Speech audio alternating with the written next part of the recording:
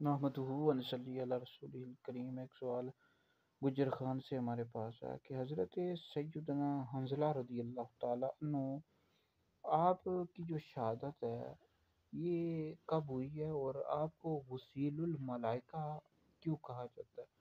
حضرت سیدنا حنظلہ بن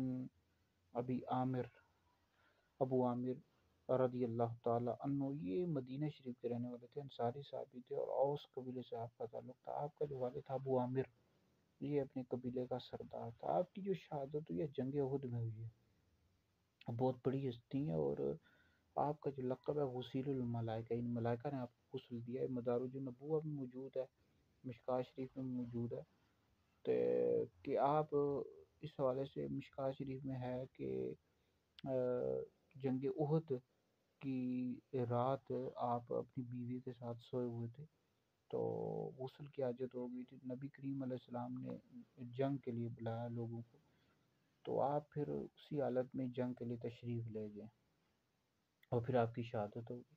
تو آپ کو فرشتوں نے اس وجہ سے غسل دیا، ورنہ تو شہید کو غسل ہی نہیں دیا جاتا۔ تو اسی وجہ سے آپ کا جو لقب ہے غسیل الملائکہ، ان ملائکہ نے آپ کو غسل دیا، آپ کا بہت بڑا شرف ہے۔ تو یہ مفہوم عرض کیا، یہ حدیث مشکات میں موجود ہے، مدارج النبوہ میں موجود ہے۔ تو آپ کا جو لقب ہے وہ غسیل الملائکہ، ان ملائکہ نے آپ کو غسل دیا۔ اللہ تعالیٰ آپ کے صدقے ہماری مغفرت